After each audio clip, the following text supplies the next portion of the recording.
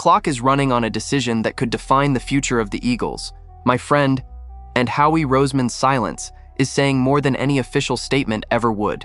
The Eagles have a well-established history of renewing contracts with their own players aggressively and early, precisely because they know that the sooner the deal gets done, the better the price the team gets. That is a philosophy that requires commitment from ownership, and Philadelphia has always had that commitment. So when the calendar moves forward and a crucial contract still hasn't been signed, the absence itself becomes the story. And this time, the story is concerning. I'm going to tell you everything that is happening behind the scenes in this negotiation. What one of the biggest insiders in the NFL just revealed about the Eagles' position, what is at stake financially, and what this standoff means for the future of Philadelphia's best defense in years. But first, if you follow the Eagles closely and want to stay ahead of every important update, hit that like button right now and subscribe to the channel, because this story could develop quickly over the coming weeks. The Eagles have an unwritten rule that has served as one of the anchors of Howie Roseman's success for years. If an elite player is on your roster and is going to cost more as time goes on, you extend him early. You don't wait for the market to develop. You don't let the player's agent use other teams' contracts as leverage. And you don't give the player the chance to increase his value even further before sitting down at the table. That philosophy has served the Eagles extremely well for years. And that is precisely why the absence of a deal with one of the most dominant defenders in the entire league, selected with the 9th overall pick of the 2023 draft and a foundational piece of the Super Bowl LIX championship, is a warning signal no Eagles fan can afford to ignore. Insider Albert Breer of Sports Illustrated has confirmed that the Eagles are hesitant to pay the contract extension of Jalen Carter. The word hesitant, used by Breer, is not random. It is precise, calculated, and loaded with meaning. Breer responded to a question from an Eagles fan in a recent mailbag piece and was direct. The Eagles are communicating their position through actions, or more accurately, through inaction. According to the insider, the franchise has always been aggressive in renewing its own players precisely because it understands that time works against the team in these situations. And the fact that we are in June, with the season approaching, with no deal with Carter anywhere on the immediate horizon, is something Breer described as notable. When an analyst of Breer's caliber uses that word to describe the absence of a contract, the message is clear. Something is stuck in this negotiation. Here is the thing. Jalen Carter is still under Eagles' control through the 2026 and 2027 seasons. In April, the team exercised the 5th-year option on his rookie contract, guaranteeing that he will play in Philadelphia through at least the end of 2027. That gives Howie Roseman some breathing room. Technically, the team is not being held at gunpoint, but anyone who understands the NFL contract market knows that waiting is not necessarily the smartest strategy. Every season Carter plays without an extension is one more season of data for his agent to use as an argument at the negotiating table. Sacks, tackles for loss, pressures, all of it feeds into his market value. And Carter has been accumulating those numbers consistently. But what exactly is holding this deal up? According to Breer, the key word is flexibility. The Eagles, per the insider, want any extension to come with flexibility for the team, which in NFL contract language generally means contract structures that give the team more control over the future of the deal, whether through smaller guarantees in the back years or through clauses that would make a potential exit easier. It is a defensive posture on the franchise's part.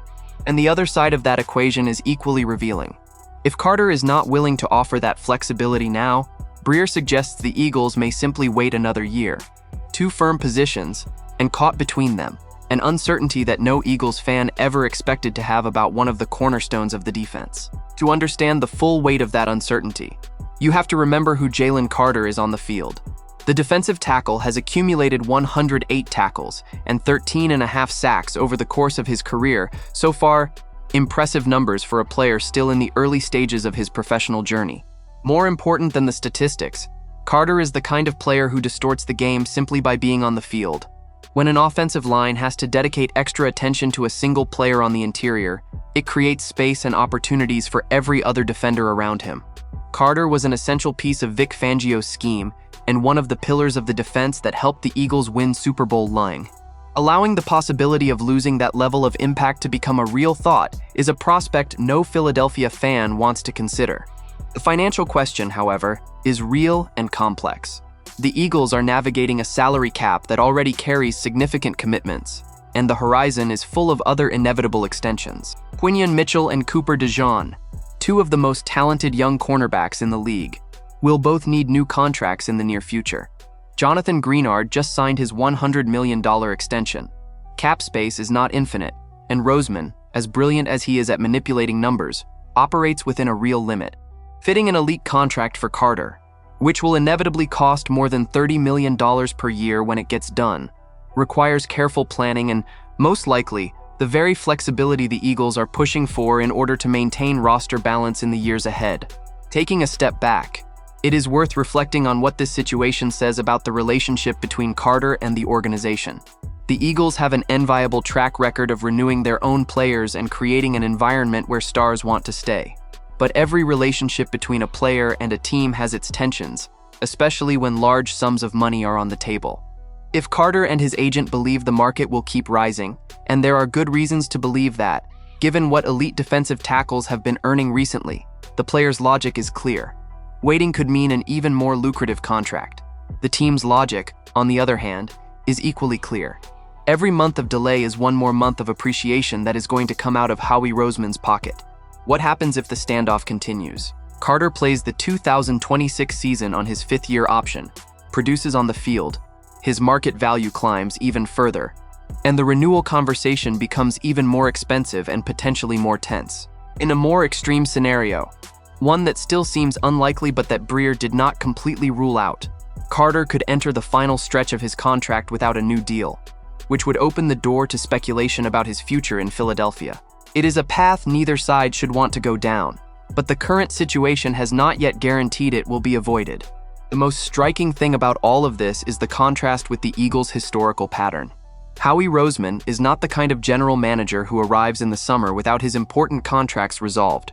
The fact that Carter still does not have an extension is, at minimum, unusual for a franchise that built its entire culture around the ability to keep its best players. That does not mean a deal won't happen. It is entirely possible that the two sides are closer than they appear publicly, and that an agreement gets announced before training camp. But the signal of hesitation coming from the Eagles, confirmed by an insider of Albert Breer's credibility, is enough to create a level of uncertainty that Philadelphia was not used to feeling about one of its defensive cornerstones. With the fifth-year option exercised, a hesitant stance from the franchise, and a player who may be willing to wait for a contract without concessions, what do you think happens first? Do the Eagles give in and close a more expensive deal, or does Carter accept the flexibility the team is looking for? And if this agreement doesn't get done before training camp, does that change anything for you as a fan? Drop your opinion in the comments. Don't forget to hit that like button and subscribe to the channel. I'll be back later to keep you updated with the latest Eagles news.